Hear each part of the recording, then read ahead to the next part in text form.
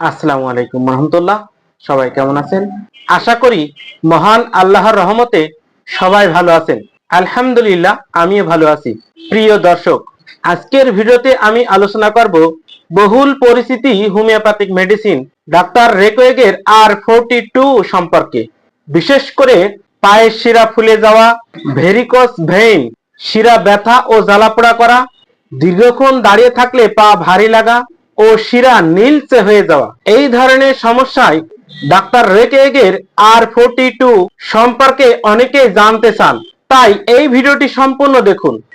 R42 সাধারণ উল্লেখ করা হয় শিরাতে রক্ত জমাট বা ধীর প্রদাহ, ভেরিকোস ভেইন, শিরা ফুলে যাওয়া, শিরার প্রদাহ, পায়ের টান ধরা বা ব্যথা, দীর্ঘক্ষণ দাঁড়িয়ে কাজ করলে পা ভারী লাগা, নীলচে আঁকাবাঁকা শিরা দেখা যাওয়া। বিশেষ করে যারা দীর্ঘক্ষণ ধরে দাঁড়িয়ে কাজ করেন, যেমন শিক্ষক, দোকানদার, কর্মচারী, শ্রমিক বা অফিসে দীর্ঘক্ষণ দাঁড়িয়ে থাকতে হয়, তাদের মধ্যে এই সমস্যা বেশি দেখা দেয়।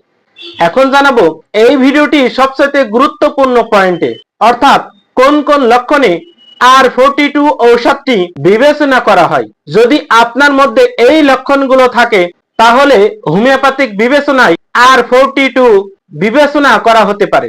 তাহলে মিলিয়ে নিন।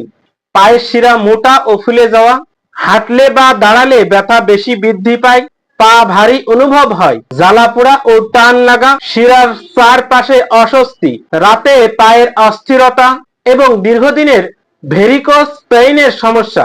তবে অবশ্যই মনে রাখবেন, সব রোগীর ক্ষেত্রে এই ঔষধ কাজ নাও হতে পারে।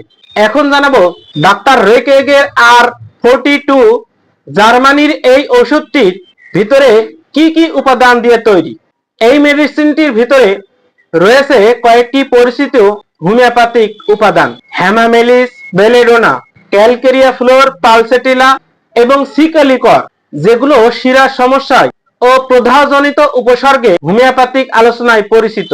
ঔষধ সেবনের নিয়ম: সাধারণ প্রাপ্তবয়স্কদের ক্ষেত্রে দিনে 3 বার 10 থেকে 15 ফোঁটা ঔষধ অল্প পানির সাথে সেবন করতে হবে। তবে রোগীর অবস্থা, বয়স ও শারীরিক গঠনের উপর ভিত্তি করে ডোজ ভিন্ন হতে পারে।